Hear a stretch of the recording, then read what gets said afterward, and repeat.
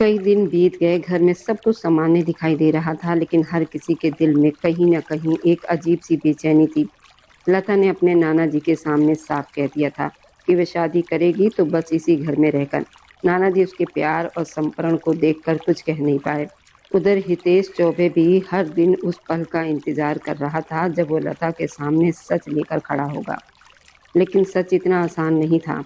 एक रात जब सब लोग सो चुके थे, लता अपने कमरे की खिड़की के पास खड़ी चाँद को देख रही थी। उसे ऐसा लग रहा था जैसे ज़िंदगी किसी अजीब मोड़ पर आकर खड़ी रह गई है। तभी पीछे से धीमी आवाज़ आई, "लता।" वह चौंक कर मुड़ी, तो दरवाजे पर हितेश खड़ा था। उसकी आँखों में वही चमक थी, लेकिन आज उसमें एक रहस्यमय भी छिपा था। लता कुछ कहती उससे पहले ही हितेश ने धीरे से कहा, "हर कहानी की एक शुरुआत होती है और एक अंत भी, लेकिन कुछ कहानियाँ ऐसी होती हैं जिनका अंत ही उनकी नई शुरुआत बन जाता है।" लता उसकी बात समझ नहीं पाई, बस उसे देखती रह गई। उसी समय दूर कहीं फ़ोन की घंटी बजी। आयुष ने फ़ोन उठाया तो दूसरी तरफ वही आवाज़ थी, जिसने उसकी दुनिया हिला दी थी। फायर की आवाज़। आयुष ने काँपते हुए पूछा, "तुम सच में ज़िंदा हो?" उधर से धीमी हँसी आई और आवाज़ बोली, "कहानी अभी ख़त्म नहीं हुई आयुष, असली खेल तो अब शुरू होगा।" ये सुनते ही आयुष के हाथ से फ़ोन लगभग छूट गया। उसी वक़्त शहर के दूसरे कोने में मैक्स अपनी कुर्सी पर बैठा मुस्कुरा रहा था। उसे लगता था कि उसने अपने सबसे बड़े दुश्मन को ख़त्म कर दिया है। लेकिन उसे ये नहीं पता था कि जिस खेल को वो ख़त्म समझ रहा है, वह तो अभी शुरू हुआ है। और उसी पल हितेश ने लता की तरफ देखते हुए मुस्कुराकर कहा, "क्या तुम जानती हो लता, कुछ लोग किस्मत से मिलते हैं और कुछ लोग किस्मत बदलने के लिए।" लता उसकी बात सुनकर चुप रह गई, लेकिन उसके दिल में अजीब सी हलचल होने लगी। बाहर आसमान में चाँद पहले से ज़्यादा चमक रहा था, जैसे वह भी इस कहानी का राज जानता हो। और वहीं से कहानी फिर उसी मोड़ पर लौट आई, जहाँ से सब कुछ शुरू हुआ था। एक लड़की की धड़कनों में छुपा एक राज, एक आदमी जिसकी मुस्कान के पीछे छिपी थी पूरी दुनिया को हिला देने वाली ताकत। कुछ ऐसे दुश्मन जो अभी तक परछाइयों में छिपे थे। यही इस कहानी का अंत भी था और यहीं से उसकी असली शुरुआत थी, क्योंकि कुछ कहानियाँ ख़त्म नहीं होती, वो बस एक नई तूफ़ान से पहले की खामोशी बन जाती है। क्या तुम कुछ समय के लिए मेरे नकली पति बनकर मेरे साथ मेरे घर रह सकते हो? देखो, मैंने तुम्हारी जान बचाई है, इतनी मदद तो तुम मेरी कर सकते हो। जब तक तुम्हारे वापस अपने देश जाने का इंतज़ाम नहीं हो जाता, तब तक तुम ये झूठा नाटक कर लो। लता आखिर शर्म से झुके चेहरे के साथ उस अनजान आदमी को धीरे-धीरे मनाते हुए बोल गई। ऐसी बात उसके मुँह से सुनकर वह हैरान रह गया। उसे बिल्कुल उम्मीद नहीं थी कि लता ऐसा कुछ कहेगी। वह उस खूबसूरत लड़की को ऊपर से नीचे तक आश्चर्य से देखने लगा, जिसने इतनी बड़ी बात कह दी थी। क्या होगा इस कहानी में? क्या वह मान जाएगा? क्या वह इस झूठी शादी के लिए तैयार होगा? या फिर इसी झूठ से एक सच्चे प्रेमी की कहानी शुरू होगी? कैसी हो मेरी प्यारी मुँह बोली बहन? दिन भर अस्पताल में काम की थकान के बाद जब वो थकी हुई अस्पताल से बाहर निकली, तो अचानक उसका सामना ऐसे शैतान से हुआ जो उसकी ज़िंदगी का सबसे बड़ा ज़ख्म था। लता ने घृणा से जगन विकास को देखा और बोली, "अपनी गंदी ज़ुबान से बहन जैसे पवित्र शब्द का नाम मत लो घटिया आदमी। तुम्हें क्या पता कि भाई-बहन का पवित्र रिश्ता क्या होता है?" उसके शब्दों में इतना जहर देखकर जगन हँस पड़ा और बोला, "मुझे कैसे पता होगा? ना तो हमारा बाप एक है और ना ही माँ। मुझे तो बस तुम्हारी सौतेली माँ ने गोद लिया था, ताकि अपने बुढ़ापे का सहारा बना सकूँ। खैर तुम भी जानती हो लता, और मैं भी, हमारा कोई सगा रिश्ता नहीं है। फिर क्यों दर-दर की ठोकर खाती हो? मेरी बात मान क्यों नहीं लेती? मुझसे शादी कर लो, रानी बनाकर रखूँगा।" जगन की आँखों में जलती हवस देखकर लता का हाथ उस पर उठते-उठते रुक गया। "दफ़ा हो जाओ बेशर्म इंसान। दिल तो करता है जूतों से मार-मार कर तुम्हारा चेहरा बिगाड़ दूँ। जिस पर तुम्हें बहुत घमंड है, जिस औरत ने तुम्हें अपने बेटे की तरह पाला, तुम उसी का मज़ाक बनाते हो। जिस आदमी ने तुम्हारे सिर पर हाथ रखा, तुमने उसके साथ ही वफ़ादारी नहीं की, तो तुम मेरे क्या होगे? मैं तुम पर और तुम्हारी बात पर धिक्कार भेजती हूँ।" ये कहकर उसने ज़मीन पर थूक दिया और उसे अपमानित करके चली गई। जगन का खून खौल उठा और उसने तेज़ी से उसका हाथ पकड़ लिया और बोला, "लता हर्ष, मैं सिर्फ़ इसलिए तुम्हारे पीछे आता हूँ, क्योंकि तुम्हारी खूबसूरती ने मुझे पागल कर दिया, वरना तुम्हारी इस बेइज़्ज़ती का ऐसा जवाब देता कि दुनिया देखती। आखिर कमी क्या है मुझ में? दुनिया की लड़कियाँ मुझ पर मरती हैं। मैं पैसा, ताकत, सफलता, सब कुछ है मेरे पास, जो किसी लड़की को चाहिए होता है। फिर तुम्हें किस बात का घमंड है?" उसकी आँखों में गुस्सा जल रहा था, लेकिन लता हल्की व्यंग भरी हँसी हँस पड़ी और बोली, पैसा, दौलत और सफलता। वह जोर जोर से हंसने लगी। जगन ने शर्म से उसे छोड़ दिया। लता बोली, जिस पैसे का घमंड तुम मुझे दिखा रहे हो वो मेरे पिता कमल का है, जिसे तुमने धोखे से अपने नाम कर लिया है। ये शान, शौकत और ताकत मेरे पिता की है। तुमने उनकी मजबूरी का फायदा उठाकर सब कुछ छीन लिया और अब मेरी आंखों में आंखें डालकर कहते हो ये सब तुम्हारा है। उसकी सच्ची बातों से जगन का शरीर गुस्से से जल उठा। वह लड़की हर बार ऐसी बातें कहकर उसे भड़का देती थी। उसने दांत भींचकर कहा, तरसती रहोगी लेकिन मेरे अलावा कोई तुम्हें अपनाएगा नहीं। बूढ़ी हो जाओगी अपने इस बूढ़े नाना जी के घर बैठी बैठी। मैं भी देखता हूँ कौन तुमसे शादी करता है। तुम्हें अपने पैरों में नहीं गिरा दिया तो मेरा नाम नहीं। भूखे भेड़िए की तरह उसे गंदी नजरों से देखते हुए वो वहां से चला गया और लता की आंखों से आंसू बहने लगे। तभी पीछे से आवाज आई, लता क्या हुआ, तू अभी तक गई नहीं, ऐसे क्यों खड़ी है। ये अनन्या थी, जो उसकी बचपन की दोस्त थी और उसकी हर परेशानी से वाकिफ थी। लता उसे देखते ही उसके सीने से लगकर रो पड़ी। अनन्या ने परेशान होकर पूछा, क्या हुआ, बताओ तो। लता बोली, वो कमीना जगन फिर से आया था मुझे परेशान करने, मैं थक चुकी हूँ अब इस सब से। अनन्या गुस्से से बोली, उस कुत्ते को सजा मिलनी चाहिए। एक बार हिम्मत करके पुलिस में शिकायत क्यों नहीं करती। जरूर कोई ईमानदार अधिकारी होगा जो हमारी मदद करेगा।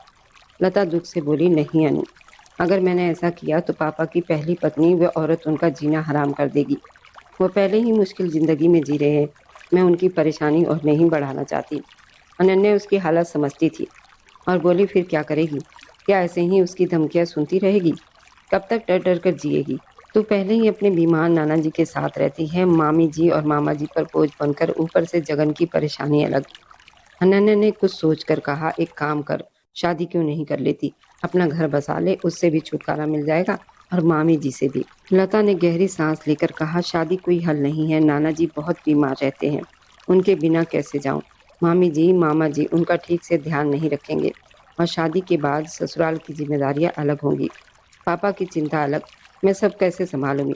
अनन्या ने थोड़ी देर सोचकर कहा, फिर तो एक ही उपाय है, कुछ समय के लिए झूठी शादी कर ले, सिर्फ नाम की शादी, ताकि जगन से भी छुटकारा मिल जाए और तू नाना जी के पास भी रह सके। उसकी बात सुनकर लता हैरान रह गई और बोली, ऐसे बोल रही है जैसे किराए पर पति मिलते हों। कहाँ से लाऊं ऐसा आदमी जो कुछ समय के लिए मेरा पति बनकर मेरे घर में रहे। अनन्या खुद ही मुस्कुरा दी और बोली, सच में ये भारत है, यहाँ ऐसे आदमी कहाँ मिलते हैं जो किसी लड़की की मजबूरी समझकर उसके घर में रह जाए। लता मुस्कुराते हुए वहां से चली गई। उधर हर्ष कमल एक बड़े अमीर परिवार में से थे, जहां बड़ों का फैसला ही अंतिम माना जाता था।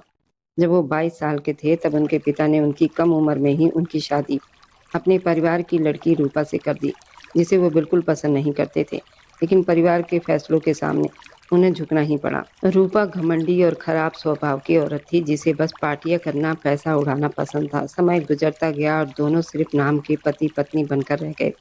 हर्ष अपनी पढ़ाई और व्यापार में लग गए। तभी उनकी मुलाकात नेहा से हुई और पहली बार उन्हें सच्चे प्रेम का एहसास हुआ। नेहा भी उन्हें पहली नज़र में पसंद करने लगी। दोनों ने परिवार के खिलाफ जाकर शादी कर ली।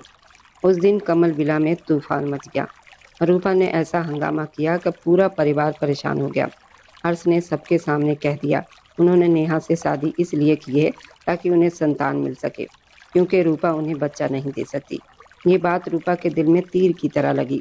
उसी दिन वह अपने मायके गई और अपने भाई विकास के 7 साल के बेटे जगन को गोद लेकर कमला विलास वापस आ गई। उस समय हर्ष ने इस बात को हल्के में लिया, लेकिन उन्हें नहीं पता था कि यही जगन आगे चलकर उनकी बर्बादी का कारण बनेगा। समय बीतता गया और नेहा के आने से हर्ष की जिंदगी खुशियों से भर गई। कुछ समय के बाद नेहा ने एक प्यारी सी बेटी को जन्म दिया, जो हर्ष की जान बन गई। लेकिन किसे पता था कि ये खुशियां ज्यादा दिन नहीं टिकेगी। एक दिन हर्ष कार चला रहे थे और नेहा अपनी छोटी बेटी लता को सीने से लगाए बैठी थी। हंसते हुए बोली, तुम तो बहुत डरपोक हो। अभी हर्ष ने मजाक ही किया था कि अचानक एक भयानक हादसा उनकी जिंदगी को हमेशा के लिए बदल देने वाला था। जब एक तरफ से तेज रफ्तार से आता ट्रक उनकी कार को जोर से टक्कर मारकर हवा में उछाल गया, तो सड़क पर खड़े लोगों ने उस भयानक दृश्य को देखकर चीखें मार दी। नेहा ने वहीं मौके पर दम तोड़ दिया, लेकिन हर्ष और छोटी लता की नाजुक हालत देखकर लोगों ने तुरंत उन्हें अस्पताल पहुंचाया। हर्ष एक हफ्ते तक बेहोश रहे। जब उन्हें होश आया तो अपनी टांगों से लाचार होने और अपनी प्यारी पत्नी नेहा की दुनिया से चले जाने के दोहरे दुख से वो पूरी तरह टूट गए। हर्ष एक पल में बिखर गए थे। लता को हादसे के अगले ही दिन होश आ गया था। खुशकिस्मती से उसे ज़्यादा चोट नहीं आई थी, लेकिन उसकी मानसिक हालत बहुत खराब थी। वह किसी की बात सुनने की स्थिति में नहीं थी।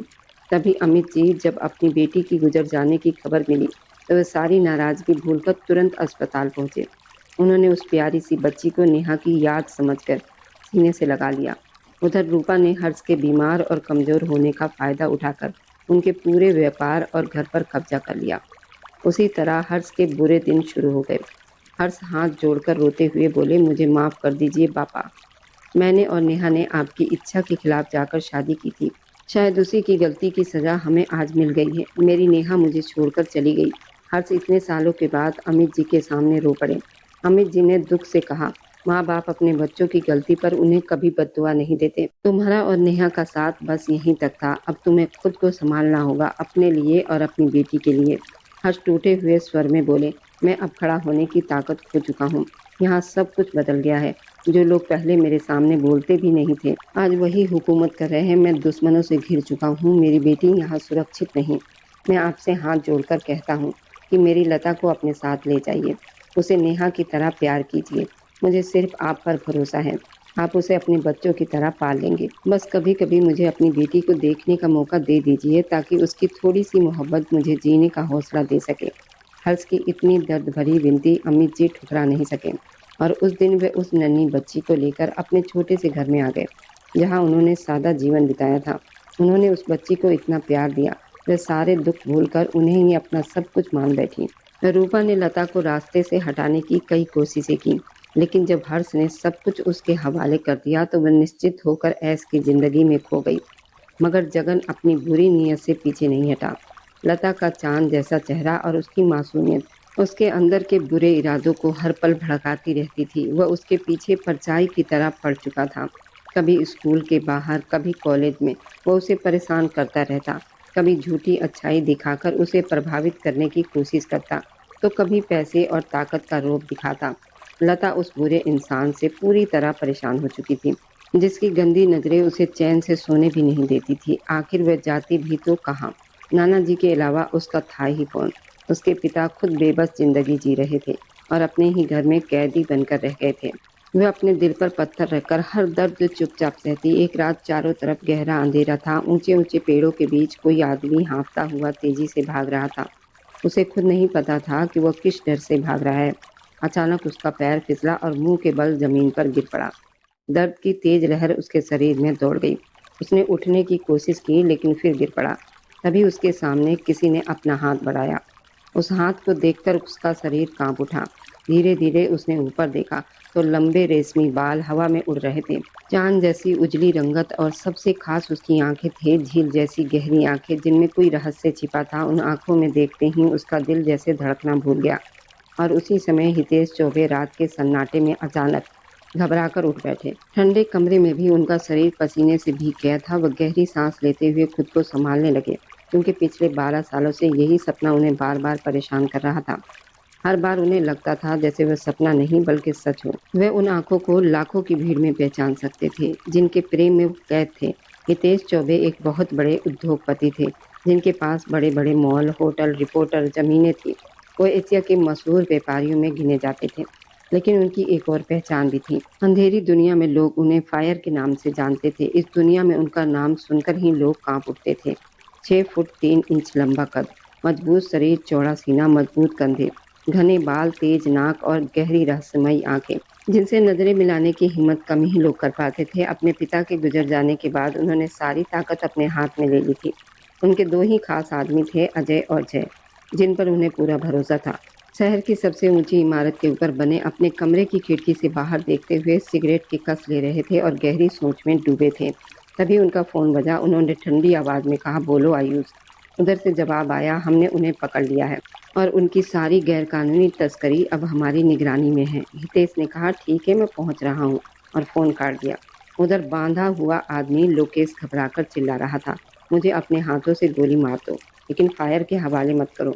मैं तुम्हें बहुत पैसा दूंगा, लेकिन मुझे उस आदमी के हवाले मत दो। अजय ने बिना कोई भाव दिखाए मुंह फेर लिया। तभी अंधेरे में भारी कदमों की आवाज़ आई और हितेश चौबे वहां पहुंचे। लोकेश का चेहरा डर से सफ़ेद पड़ गया। हितेश ने शांत आवाज़ में कहा, मुझे आराम से उस आदमी का नाम बता दो जिसके सहारे तुमने इतनी हिम्मत की कि मेरे इलाके में मेरे नियम तोड़ दिए। रोहित की ठंडी आवाज़ सुनकर लोकेश पसीने से भीग गया। वह डर के मारे कहने लगा, मैं अब कभी औरतों की तस्करी नहीं करूँगा। लालच में अंधा हो गया था, मुझे एक मौका दे दो। हितेश हल्का सा मुस्कुराए और बोले, लगता है तुम सच नहीं बताओगे। इतना कहकर उन्होंने हाथ में पकड़ा छोटा सा खंजर लोकेश की गर्दन पर फेर दिया और अगले ही पल उसकी गर्दन जमीन पर गिर गई। अजय और जय ने आंखें बंद कर ली। हितेश ने कहा, इसकी गर्दन उठाकर उसके भाई मैक्स को भेज दो ताकि सबको पता चल जाए कि शंकर के खिलाफ जाने का अंजाम क्या होता है। उधर उसी समय लता अस्पताल से निकल रही थी कि अचानक जगन ने आकर उसका हाथ पकड़ लिया। लता ने झटके से हाथ छुड़ाकर उसे धक्का दे दिया। जगन बोला, अभी तो तुमने मेरी असली ताकत देखी नहीं है। मैं तुम्हें 3 महीने का समय देता हूँ। मुझसे शादी के लिए मान जाओ, वरना तुम्हारी ऐसी हालत करूँगा तुम किसी के काबिल नहीं रहोगी। ये कहकर वह चला गया। लता घर पहुंची और अमित जी के सीने से लगकर रोने लगी। अमित जी ने प्यार से पूछा, क्या हुआ मेरी बच्ची? लता बोली, नाना जी, क्यों बुरे लोग हमेशा कमज़ोर लोगों को ही सताते हैं? भगवान हमें इतनी ताकत क्यों नहीं देता कि हम उन्हें जवाब दे सकें? अमित जी ने समझाते हुए कहा, यही जीवन की परीक्षा है। भगवान पर भरोसा रखो, तुम्हें तुम्हारी सहन शक्ति से ज़्यादा दुख नहीं देंगे। तभी पीछे से नीलम देवी आकर बोली, आ गई हमारी महारानी, चलो रसोई में आकर थोड़ा काम कर लो, मैंने भी अपने बच्चों और पति को देखना है। लता चुपचाप उठकर रसोई में चली गई। वह अपने हिस्से का खाना बनाकर अमित जी के कमरे में ले आई। अमित जी बोले, अब इन लोगों पर इतने एहसान मत करो, मैं कहता हूँ तुम शादी कर लो और अपना घर बचा लो। लता ने कहा, मुझसे कौन शादी करेगा? अब मुझे इन रिश्तों पर भरोसा नहीं रहा। अमित जी मुस्कुराकर बोले, नहीं मेरी बच्ची, प्रेम आज भी होता है, लेकिन ये हर किसी को नहीं मिलता। ये सुनकर लता हंस पड़ी और बोली, नाना जी, ये प्रेम होता कैसा है? अमित जी ने अपनी पत्नी की तस्वीर उठाकर कहा, हमारा साथ ज़्यादा समय तक नहीं रहा, लेकिन आज भी मैं उन्हें याद करता हूँ। लता भावुक होकर उनके गले लग गई। अमित जी ने कहा, मैं भगवान से प्रार्थना करूँगा तुम्हें भी सच्चा प्रेम मिले। लता हंसकर बोली, नहीं, मुझे नहीं चाहिए ये सब। तभी दूर कहीं मैक्स अपने भाई लोकेश की कटी लाश देखकर चीख रहा था। कसम खा रहा था वह हितेश चौबे से बदला लेकर रहेगा। उसी समय हितेश चौबे अपने एक गुप्त काम के सिलसिले में भारत के उत्तराखंड के पहाड़ी इलाके में पहुंचे थे, जहां ऊंचे पहाड़, घने जंगल, बहती नदियां थी और वह पिछले 2 दिनों से वहीं ठहरे हुए थे। एक अजीब सी कशिश उसे अपनी ओर खींचती थी। वह जब भी यहाँ आता तो अकेला ही आता था, क्योंकि ये जगह सिर्फ उसके बहुत खास दोस्तों को ही पता थी। उसके पास सब कुछ था, दौलत, ताकत, जिंदगी, हर सुविधा, लेकिन प्रेम के दीप की रोशनी से उसकी जिंदगी खाली थी। वह अपने सपनों में दिखाई देने वाली उस अधूरी तस्वीर से बेहद प्यार करने लगा था। उन आँखों से जिनमें उसका प्रेम सांस लेता था। उसने पूरी दुनिया घूम ली थी उन आँखों की तलाश में, लेकिन वह उसे कहीं नहीं मिली। वह जानता था कि वह सुंदर आँखें नशे की तरह है जिनके पीछे वह भाग रहा है, फिर भी उन्हें याद करना और सपनों में देखना उसे अच्छा लगता था। हल्की हल्की शाम ढलकर अब अंधेरे में बदलने वाली थी। जब वो घने जंगल के बीच से नीचे की ओर उतर रहा था, उसके विचार इधर उधर भटक रहे थे और उसे उसी की याद दिला रहे थे। तभी अचानक कहीं गोली चली और उसके कंधे पर लगी। हितेश चौबे बुरी तरह ढलान से नीचे की ओर ढलकता चला गया। कई छोटे बड़े पत्थर उसके सिर और कमर से टकराते हुए उसे लहूलुहान कर गए। आखिर एक बड़े पत्थर से टकराकर वो बेहोश हो गया।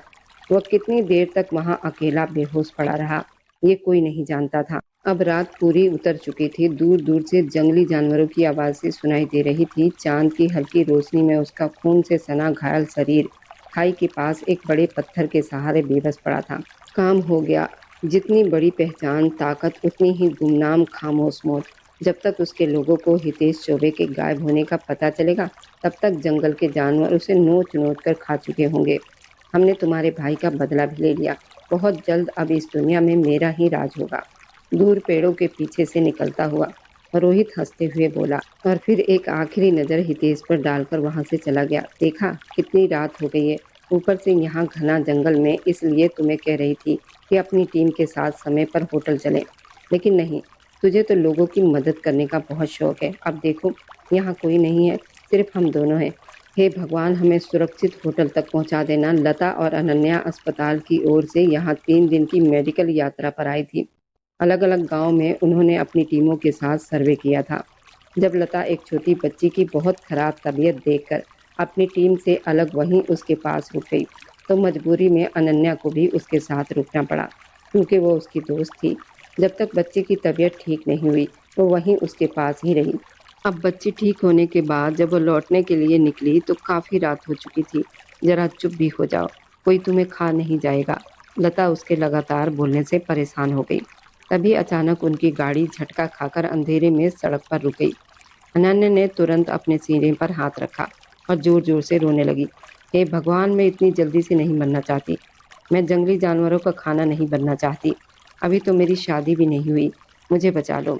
वह डर से कांपते हुए प्रार्थना करने लगी।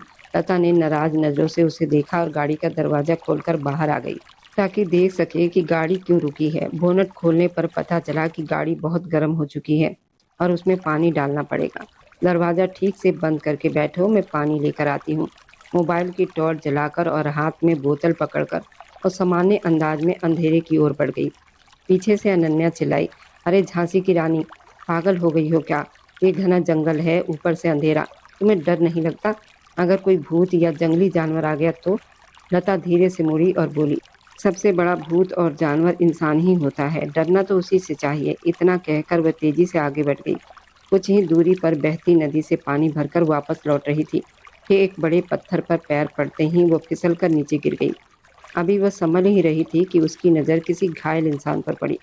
लता की आंखें डर से फैल गई, क्योंकि उसके पास ही एक खतरनाक जंगली जानवर अपने नुकीले दांत से उस पर हमला करने के लिए तैयार बैठा था। ये दृश्य देखकर लता की सांसें रुक गई।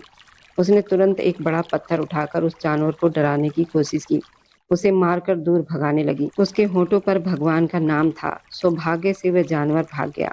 लता जल्दी से उठकर उस घायल आदमी के पास आई। उसका दिल बहुत तेज धड़क रहा था। उसने जल्दी से उस आदमी को सीधा किया, जो खून से पूरी तरह भीगा हुआ था। शायद उसे गोली भी लगी थी। उठो, कौन हो तुम? लता ने उसका सिर अपनी गोद में रखते हुए उसका चेहरा थपथपाया। उसने हल्की सी आंखें खोली, एक नज़र लता पर डाली और फिर बेहोश हो गया। हे भगवान, ये जिंदा है। मैं इसे ऐसे कैसे छोड़ दूं? अगर जानवर वापस आ गया तो इसे खा जाएगा। वह घबराकर इधर उधर देखने लगी, लेकिन वहां उसकी मदद करने वाला कोई नहीं था। उसने भगवान का नाम लिया और उस घायल आदमी को पीछे से पकड़कर खींचने की कोशिश की, लेकिन जल्दी ही उसे समझ आ गया, वह आदमी किसी पहाड़ की तरह भारी है, जिसे वह अकेले हिला भी नहीं सकती। उसकी आंखों में आंसू आ गए। वह तेजी से गाड़ी की ओर दौड़ी। अनन्या, जल्दी बाहर आओ, मुझे तुम्हारी मदद चाहिए। किसी की जान बचाना बहुत जरूरी है। अनन्या, जो डर से सिमट कर बैठी थी, ये सुनकर हैरान रह गई। तू पागल हो गई है क्या? अब कौन सी मुसीबत गले में डाल रही है? मैं तेरे साथ कहीं नहीं जाने वाली। कृपया अनन्या, तुम मेरी बहन जैसी हो। वह जिंदा है। अगर उसे वहां से नहीं निकाला तो जानवर उसे खा जाएंगे। मैं तुमसे हाथ जोड़ती हूँ, कृपया मेरी मदद कर लो। लता सचमुच उसके सामने हाथ जोड़कर खड़ी हो गई। अनन्या ने गुस्से से उसे देखा और गाड़ी से बाहर आ गई। अगर इस चक्कर में हम किसी नई मुसीबत में फंस गए तो हमारी दोस्ती खत्म। दोनों टॉर्च की रोशनी में जल्दी ही वहां पहुंच गई। अनन्या ने भी हैरानी से उस लंबे चौड़े मजबूत आदमी को देखा, जो खून से लथपथ बेहोश पड़ा था। दोनों ने मिलकर उसे खींचा, बहुत मुश्किल से गाड़ी तक ले जाकर उसमें डाल दिया। पता नहीं कौन है, चोर या कोई अपराधी, जिसे तो गोली भी लगी है। कहीं हम मुसीबत में न पड़ जाएं। अनन्या बार बार पीछे मुड़कर देखती बोली, बकवास बंद करो। इस समय हमें इंसानियत के नाते उसकी मदद करनी है। लता ने तेज रफ्तार से गाड़ी चलाई, सीधे अस्पताल पहुंच गई। अनन्या अब पूरी तरह पीछे हट चुकी थी, इसलिए लता ने खुद आगे बढ़कर उसकी जिम्मेदारी ली और उसका इलाज शुरू करवाया। सुबह मंदिर की घंटियों की आवाज़ के समय जाकर वह थकी हारी बिस्तर पर गिरी। उसके कंधे में गोली लगी थी, जिससे बहुत खून बह चुका था। ये यहाँ का नहीं लगता, शायद विदेशी पर्यटक होगा। अच्छा हुआ कि हम समय पर पहुँच गए, नहीं तो जंगली जानवर इसे खा जाते। अनन्या ने कहा, फिर मुस्कुराकर बोली, अरे वाह, उस हैंडसम आदमी के लिए बड़ी चिंता हो रही है। मैं बता रही हूँ, सुबह हमारी टीम वापस जा रही है और मैं इस मामले में और नहीं पड़ने वाली। मैं उसे ऐसे छोड़कर नहीं जा सकती। जब तक उसे होश नहीं आता, मैं कहीं नहीं जाऊंगी। लता ने दृढ़ता से कहा, ठीक है, फिर तुम यहीं रहो, मुझे मरने का शौक नहीं। अनन्या ने गुस्से में कहा, लेकिन अपनी दोस्त को अकेला छोड़कर भी वह जा नहीं सकी। उसने अपनी टीम को जाते देखा और लता को घूरा, जबकि लता ने कंधे उचकाकर जैसे कह दिया हो ये तुम्हारी मर्जी है। थोड़ी देर के बाद जब हितेश चौबे ने हल्की सी आंखें खोली तो चारों तरफ धुंधला धुंधला दिखाई दे रहा था। पूरे शरीर में, खासकर कंधे में तेज दर्द की लहर दौड़ गई। ऐसा पहली बार नहीं था। वह पहले भी कई बार दुश्मनों की गोलियों का निशाना बन चुका था। मौत से बिल्कुल नहीं डरने वाला था और हर दर्द से बेपरवाह दिखाई देने वाला। वह जैसे ही होश में आया, उसके दिमाग में सबसे पहले यही सवाल आया कि आखिर उसके अपने ही लोगों में से कौन गद्दार निकला, जिसने उसके यहाँ होने की खबर उसके दुश्मनों तक पहुँचाई, आयुष या जय। अरे आप होश में आ गए। मैं अभी आपकी डॉक्टर को फ़ोन करती हूँ, जिन्होंने घायल हालत में आपको अस्पताल पहुँचाया था और आपकी पूरी जिम्मेदारी लेकर आपका इलाज किया, आपकी जान बचाई। उसके विचारों की कई नस आवाज़ से टूट गई। उसने चुपचाप उसकी तरफ देखा और फिर आंखें बंद कर ली। उसका दिमाग अब पूरी तरह जाग चुका था और तेजी से काम करने लगा था। वह अपने दुश्मनों को ढूंढकर उन्हें सजा देने का फैसला कर चुका था। तभी दरवाज़ा खुला और कोई अंदर आया। नमस्ते मिस्टर, अब कैसी तबीयत है आपकी? मीठी और कोमल आवाज़ उसके कानों में जैसे शहद की तरह घुल गई। उसने आंखें खोली और आवाज़ की दिशा में देखा। सामने मध्यम कद की लड़की थी, जिसके हाथ में फाइल थी और वह उससे बात कर रही थी। हितेश चौबे की नज़र उठी, तभी फाइल चेहरे से हट गई और उसे देखते ही हितेश चौबे की आंखें हैरानी से फैल गई। उसकी सीधी नाक, गुलाबी होंठ, साफ और मुलायम चेहरा, ठोड़ी पर चमकता छोटा सा तिल, गोरा दमकता रंग, लंबे खुले बाल और सबसे बढ़कर उसकी आंखें। हितेश चौबे की नजरें उसकी आंखों पर टिक गई। शहद जैसे रंग की गहरी आंखें, लंबी पलकों से ढकी हुई, जिसमें एक अजीब सी शांति थी। उन्हें देखकर किसी को भी उनसे प्रेम हो सकता था। हितेश चौबे तो जैसे पलक झपकना ही भूल गया। इन आंखों ने उसके मन में कितने तूफान खड़े कर दिए थे। उसे लगा जैसे उसका वर्षों पुराना सपना सच होकर उसके सामने आ गया हो। वही चेहरा जिसे उसने अपने सपनों में देखा था। आपका नाम क्या है? क्या आप सुन रहे हैं? आपको कंधे में गोली लगी थी। आप यहाँ के नहीं लगते, शायद किसी दूसरे देश के आए हैं। वह उसकी खामोश नज़रों को देखकर एक के बाद एक सवाल पूछ रही थी। हितेश चौबे क्या कहता? जिंदगी में पहली बार वह इस तरह चुप हो गया था, बस उसे देखता रह गया। क्या कहता कि वो एक बहुत बड़ा अरबपति कारोबारी है जो अकेले भारत घूमने चला आया है? ये बताता कि वो एक ऐसा आदमी है जिसके बहुत दुश्मन हैं, जिन्होंने उसे मारने की कोशिश की। ऐसा कहने पर तो वह उससे दूर भाग जाती। लता उसे ध्यान से देख रही थी और वो बड़ी बड़ी आंखों से उसे घूर रहा था। क्या वो ये कह दे कि वही लड़की है जो सालों से उसके सपनों में आती रही है, कि उसकी आंखें उसके प्रेम की आखिरी मंजिल बन चुकी है? नहीं, ऐसा कहता तो वो शायद उसे पागल समझती। इतने विचार उसके दिमाग में तेजी से घूम रहे थे। तभी उसके दिमाग में एक चालाकी भरा विचार आया और उसके चेहरे पर मासूमियत छा गई। क्या बताऊं डॉक्टर, मैं देखने में भले ही विदेशी लगता हूँ, लेकिन मैं भारत का ही हूँ। मैं नौकरी के लिए रूस गया हुआ था। मेरा नाम हितेश है। इस दुनिया में मेरा कोई अपना नहीं। मैं यहाँ घूमने आया था, लेकिन पास के गांव के कुछ लोगों ने गलतफहमी में मुझे बहुत मारा। उन्होंने मेरा पासपोर्ट और सारे कागज जला दिए और मेरे पैसे भी छीन लिए। वो मुझे मारना चाहते थे, लेकिन मैं किसी तरह भाग निकला। पीछे से उन्होंने गोली चला दी, जो मेरे कंधे में लग गई। शायद वे लोग अभी भी मुझे ढूंढ रहे होंगे। मेरा कोई नहीं है जो मेरी मदद कर सके। आपका बहुत बहुत धन्यवाद डॉक्टर। अगर आप मुझे यहाँ नहीं लाती तो मैं मर चुका होता। उसने आंखों में नकली आंसू भरकर दुखी आवाज में कहा। लता का दिल पिघल गया। उसे बहुत दुख हुआ। कोई किसी बेबस इंसान के साथ इतना बुरा कैसे कर सकता है? आप बिल्कुल चिंता मत कीजिए, मैं हूँ ना। कोई आपको हाथ भी नहीं लगा सकता। आप यहाँ आराम से रहिए। मेरा नाम डॉक्टर लता है। मैं देखती हूँ आपको कोई नुकसान ना पहुँचा सके। लता ने भरोसे से कहा और उसके कंधे पर हाथ रख दिया। उसके स्पर्श से हितेश चौबे का दिल तेजी से धड़कने लगा। पहली बार किसी लड़की ने उसे छुआ था, वह भी वही लड़की जिसे वो बरसों से अपने सपनों में देखता आया था। उसकी खुशबू जैसे उसे अपने जादू में बांध रही थी। जब वो वहाँ से चली गई तो वह हल्की मुस्कान के साथ बोला, लता, तुम नहीं जानती मैं तुमसे कितना प्यार करता हूँ। जैसे भगवान ने तुम्हें मेरे लिए भेजा है। अब तुम मुझसे दूर नहीं जा सकती। उधर कमरे में लौटकर लता सारी बात अनन्या को बताई। वो भवें उचकाकर बोली, मुझे तो लगता है यह आदमी कुछ गड़बड़ है। देखने में तो कोई अमीर आदमी लगता है, इतना मजबूत भी है। अगर सच में इतना कमज़ोर होता तो जंगल में अकेला घायल नहीं पड़ा होता। लेकिन खैर, उसकी जान भी तो तुम्ही ने बचाई है, आगे मदद भी तुम्ही ने करना है। लता थोड़ी देर सोचती रही। तभी अनन्या बोली, सुन, एक विचार है, तो उसकी मदद करते करते अपनी भी मदद ले ले। लता ने हैरानी से पूछा, कैसे? अनन्या मुस्कुराई और बोली, तुझे एक नकली पति चाहिए था ना, ताकि तू अपने नाना जी को दिखा सके कि तूने शादी कर ली है। बस वही कर ले, जब तक वो यहाँ उससे कह दे कि वह तेरे साथ नकली पति बनकर रहे। ये सुनकर लता चौंक गई, लेकिन कुछ पल के बाद वह सोच में पड़ गई। शायद ये रास्ता सही हो सकता है। वह धीरे से उसके कमरे में गई। हितेश चौबे बिस्तर पर लेटा मुस्कुरा रहा था। नमस्ते मिस्टर हितेश, अब कैसे हैं आप? उसकी आवाज़ सुनते ही उसने आंखें खोली और प्यार भरी नज़रों से उसे देखा। मैं बिल्कुल ठीक हूँ, लेकिन मुझे लगा आप मुझे छोड़कर चली गई, उसने उदास स्वर में कहा। लता उसके सामने कुर्सी पर बैठ गई और कुछ देर चुप रही, फिर हिम्मत करके बोली, क्या आप कुछ समय के लिए मेरे नकली पति बनकर मेरे साथ मेरे घर चल सकते हैं? मैंने आपकी जान बचाई है, बदले में आप मेरी थोड़ी मदद कर दीजिए। जब तक आप अपने घर वापस नहीं जाते, तब तक ये छोटा सा नाटक कर लीजिए। ये सुनकर हितेश चौबे हैरान रह गया, लेकिन अगले ही पल उसने मुस्कुराकर कहा, ठीक है, मैं ये नाटक करने के लिए तैयार हूँ। ये सुनकर लता की आंखों में खुशी चमक उठी। उसने जल्दी जल्दी उसे पूरी योजना समझाई। वह सबको बताएगी। वह बहुत अमीर परिवार से है और दोनों एक दूसरे को पसंद करते हैं और शादी करना चाहते हैं। कुछ महीनों तक सबके सामने पति पत्नी का नाटक करेंगे और फिर वह चुपचाप यहाँ से चला जाएगा। हितेश चौबे खामोशी से मुस्कुराता रहा। उसके मन में कुछ और ही चल रहा था। उधर कमरे में लौटकर लता ने जब ये बात अनन्या को बताई तो वो खुशी से उछल पड़ी।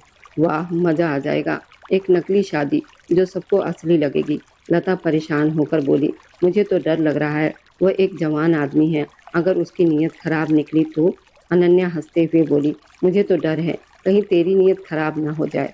उस हैंडसम आदमी पर ऐसा लगता है जैसे सुंदरता का देवता जमीन पर उतर आया हो। इतना सुंदर आदमी कोई कैसे हो सकता है? उसके बाजू इतने मजबूत और सख्त थे कि मुझे ठंड में भी पसीना आने लगा। अगर मेरी सगाई ना हुई होती ना, कसम से मैं उसे भगा कर ले जाती। अनन्या होठों पर जीभ फेरते हुए ख्यालों में खोकर बोली। तभी लता ने जोर से उसे लात मारी। वह धड़ाम से जमीन पर गिर गई। बेशरम, पता नहीं किस बेकार आदमी की आदतें तुम में आ गई है। तुम्हें शर्म नहीं आती? सगाई हो चुकी है और फिर भी ऐसे बात कर रही हो? लता गुस्से से बोली और माथे पर हाथ रखकर अपने कमरे में चली गई। पीछे से अनन्या हंसती रह गई। मेरी प्यारी सी शर्मीली लता, शादी होने दो, फिर देखना तुम भी प्यार में पागल हो जाओगी। ये कहते हुए वो बिस्तर पर जाकर लेट गई। उधर दूसरी तरफ आयुष जोर से चिल्लाया, नहीं, ऐसा नहीं हो सकता, फायर नहीं मर सकता, ये झूठ है। जय भी परेशान होकर उसे देखने लगा। तभी मैक्स जोर से हंस पड़ा। तुम्हें क्या लगा मैं अपने भाई के मौत का बदला नहीं लूंगा? मैंने भी उसे वैसे ही दर्दनाक मौत दी है जैसी उसने लोकेश को दी थी। अब फायर हमेशा के लिए मेरे रास्ते से हट गया है। अब इस अंधेरी दुनिया में मेरा राज होगा। मैक्स ये कहकर फ़ोन काट गया। आयुष ने गुस्से में फ़ोन ज़मीन पर दे मारा।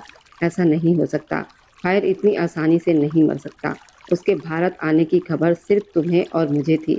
फिर मैक्स को कैसे पता चला? आयुष गुस्से से जय का कॉलर पकड़कर बोला। जय भी गुस्से में बोला, तुम मुझ पर शक कर रहे हो? फायर तुम्हारा ही नहीं मेरा भी दोस्त है।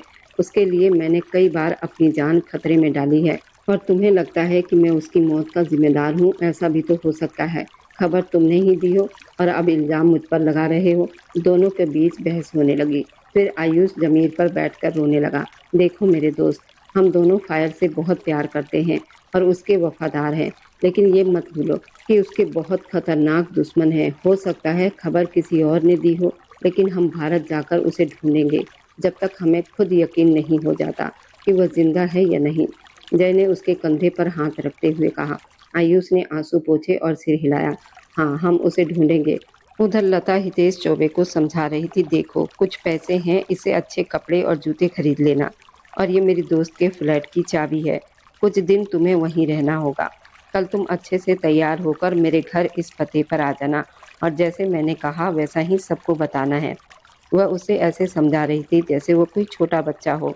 हितेश चौबे उसकी तरफ मासूम नज़रों से देखते हुए सिर हिला रहा था। अगर कोई गलती हुई तो याद रखना मेरी भी डांट पड़ेगी, इसलिए जैसा मैं कह रही हूँ वैसा ही करना। किसी को भी हम पर शक नहीं होना चाहिए। लता ये कहकर चली गई। हितेश चौबे हल्का मुस्कुरा दिया।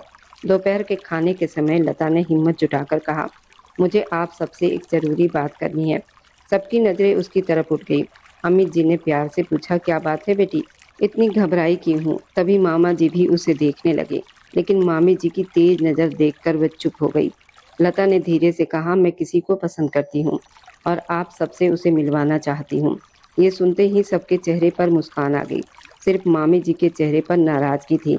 वह बोली, अच्छा तो ये सब कब से चल रहा था? तभी मैं सोच रही थी ये लड़की शादी से इनकार क्यों कर रही है। जैसी माँ थी वैसी ही बेटी निकली। ये सुनकर अमित जी ने गुस्से से मामी जी को देखा। लता का चेहरा शर्म और दुख से लाल हो गया। मामी जी फिर बोली, क्यों घूर रहे हैं आप मुझे? क्या नेहा ने अपनी पसंद से शादी नहीं की थी?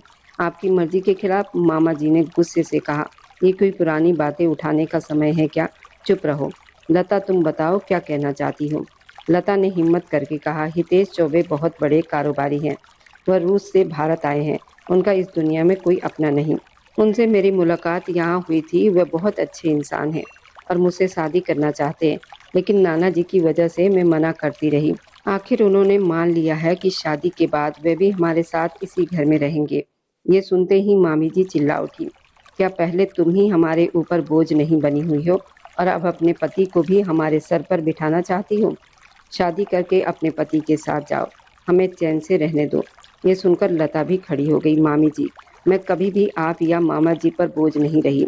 मेरा खर्च हमेशा मेरे पिताजी और मेरे नाना जी ने उठाया। जब मैं कमाने लगी तो इस घर का आधे से ज़्यादा खर्च मैंने उठाया। यहाँ तक कि आपके बच्चों की ज़रूरतें भी पूरी करती रही। इस घर में सिर्फ एक कमरा मेरा है, बाकी पूरा घर आपके पास है। मैंने कभी अपने हक की बात नहीं की। मैं सिर्फ इतना चाहती हूँ कि जब तक नाना जी को मेरी ज़रूरत है मैं उनके साथ रहूँ। इससे ज़्यादा मुझे कुछ नहीं चाहिए। हितेश चौबे के आने से घर छोटा नहीं होगा और न ही आपके अधिकार कम होंगे, बल्कि मैं घर का खर्च और ज़्यादा दूंगी। लता की साफ बात सुनकर मामी जी का चेहरा गुस्से से लाल हो गया। वह रोते हुए बोली, देखा, आखिर इस लड़की ने अपने पैसों का एहसान हमारे मुंह पर जता ही दिया। लता ने शांत स्वर में कहा, मैंने कोई एहसान नहीं जताया, लेकिन आपने मुझे ये सब कहने पर मजबूर कर दिया। मैं सिर्फ ये बताना चाहती हूँ कि हितेश चौबे कल आप सबसे मिलने घर आने वाले हैं। शादी की बात करने के बाद लता ने साफ आवाज़ में कहा कि शादी हम बहुत साधारण तरीके से करेंगे। उसके बाद हितेश चौबे इसी घर में मेरे कमरे में रहेंगे और उनका सारा खर्च भी मैं उठाऊंगी। मैं पहले से जो पैसे देती हूँ उससे दुगने पैसे आपके हाथ में रखूंगी। मुझे लगता है अब किसी को कोई आपत्ति नहीं होनी चाहिए। वह साफ और दृढ़ अंदाज में कहकर चुप हो गई। मामी जी स्वभाव से लालची थी, इसलिए ज्यादा पैसे की बात सुनकर वह भी चुप बैठ गई, लेकिन अमित जी की गहरी सोच भरी नजरें उसी को देख रही थी। वह उठकर अपने कमरे की ओर गए और जाते जाते उसे इशारा करना नहीं भूले। लता गहरी सांस लेकर उनके पीछे कमरे में चली आई। अमित जी बिस्तर पर बैठते हुए बोले, ऐसी बेटियों को कौन विदा करता है? दुनिया का नियम तो ये है कि हर लड़की को एक दिन अपना घर, माता पिता सब छोड़कर अपने ससुराल जाना पड़ता है। फिर तुम क्यों यहाँ रहने की जिद कर रही हो? अगर वजह मैं हूँ तो मेरी जिंदगी अब कितनी बची है ये किसे पता, कभी भी आंखें बंद हो सकती है। तुम अपनी जिंदगी बनाओ और अपना घर बसा। आखिर क्यों मेरी वजह से अपनी जिंदगी खराब करने पर अड़ी हो? मुझे अच्छा नहीं लगता जब मामी जी तुमसे इस तरह बात करती हैं। उन्होंने उसे अपने पास बुलाते हुए प्यार से कहा। लता तुरंत बोली, जब तक मैं जिंदा हूँ तब तक मैं आपको किसी के सहारे नहीं छोड़ूंगी।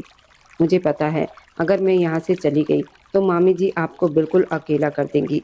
वह मामा जी को भी आपके खिलाफ कर देंगी, आपको उनसे दूर कर देंगी। आज जो थोड़ी बहुत इज्जत आपको मिलती है ना, वह उन पैसों की वजह से ही मिलती है। वह उन पैसों की वजह से ही जो हर महीने मैं उन्हें देती हूँ। अगर मैं ये पैसा देना बंद कर दूँ तो वह आपको एक दिन भी इस घर में रहने नहीं देंगी। आपकी ही इच्छा थी ना मैं शादी करूं और अपना घर बनाऊं, इसलिए आपकी खुशी के लिए मैं शादी करने को तैयार हूं। लेकिन ये मत सोचिए मैं आपको छोड़कर चली जाऊंगी। जब तक आप हैं तब तक लता भी इसी घर में रहेगी। मेरे पास आपके अलावा है ही कौन? मैं आपको छोड़कर कहीं नहीं जाऊंगी। ये कहते कहते वह छोटे बच्चे की तरह रोते हुए उनके सीने से लग गई। अमित जी ने भी उसे अपनी कमजोर बाहों में भर लिया और बोले, भगवान मेरी बच्ची की झोली में खुशियां भर दे। उसे ऐसा जीवन साथी दे जो उससे सच्चा प्यार करे और उसकी ज़िंदगी चाँद की तरह उजली हो जाए। वह उसे दिल से आशीर्वाद देते हुए रो रहे थे। ये सुनकर लता रोते रोते मुस्कुरा दी। उसी समय खिड़की के पास खड़े हितेश चौबे ने आसमान में चमकते चाँद को देखा और हल्की मुस्कान के साथ धीरे से कहा, आखिर मेरे सपनों का सच मुझे मिल गया। मेरी लता अब मेरे जीवन की सच्चाई बनकर मेरी ज़िंदगी में आ गई है। अब बस उस दिन का इंतज़ार है जब तुम पूरी तरह से मेरी पत्नी बनकर मेरी ज़िंदगी का हिस्सा बनोगी। फिर मैं तुम्हें बताऊंगा हितेश चौबे तुम्हें कितनी दीवानगी से चाहता है। ये चाहत उस दिन से है जब मैंने तुम्हें देखा भी नहीं था। अपने ही ख्यालों में खोकर वो मुस्कुरा रहा था और अपने कल्पना में ही लता से बातें कर रहा था। फिर उसने अपने विचारों को झटका और किसी को फ़ोन मिलाने लगा। उसी समय अजय गुस्से से गाड़ी से उतर रहा था। वह मैक्स के बारे में जानकारी लेने जा रहा था। तभी उसके फ़ोन की स्क्रीन पर भारत से आया एक नंबर चमका। वह एक पल के लिए रुक गया और जल्दी से फ़ोन कान से लगा लिया। दूसरी तरफ से आवाज़ आई, आयुष फायर बोल रहा हूँ, मैं जिंदा हूँ। ये सब सुनते ही आयुष जैसे पत्थर का बन गया। कुछ पल के लिए वह अपनी जगह से बिल्कुल चुप खड़ा रह गया। दूसरी तरफ से आवाज़ फिर आई, क्या तुम सुन रहे हो आयुष? कुछ देर पहले तक जो हितेश बहुत शांत और भोला दिखाई दे रहा था, इस समय वह किसी खतरनाक इंसान की तरह लग रहा था। अब आगे क्या होगा? आयुष क्या करेगा जब उसे पता चलेगा हितेश जिंदा है? आखिर वह कौन है जिसने मैक्स को खबर दी और क्या लता अपने परिवार से हितेश को मिलवा पाएगी? कहानी अब एक नए मोड़ की ओर बढ़ रही थी और मेरी वीडियो आप लोग जहाँ कहीं से भी देखते हैं, कमेंट में अपने शहर और राज्य का नाम ज़रूर बताएं। मुझे आप लोगों के कमेंट पढ़ने में बहुत आनंद आता है और उन सभी का मैं बहुत बहुत धन्यवाद करना चाहती हूँ जो लोग मेरी वीडियो को देखते हैं, लाइक करते हैं और शेयर करते हैं। अगर आपको आज की कहानी पसंद आई है तो वीडियो को ज़रूर लाइक कीजिएगा और अपने दोस्तों के साथ शेयर भी कीजिएगा। और हाँ, अगर आपने अभी तक हमारे चैनल को सब्सक्राइब नहीं किया है तो ज़रूर सब्सक्राइब कर लें। मिलते हैं हम अपनी कल की एक और नई दिलचस्प कहानी के साथ। मुझ पर सदा अपना प्यार और स्नेह बनाए रखें। सभी को मेरा प्यार भरा नमस्कार दोस्तों। खुश रहें, स्वस्थ रहें, मुस्कुराते रहें।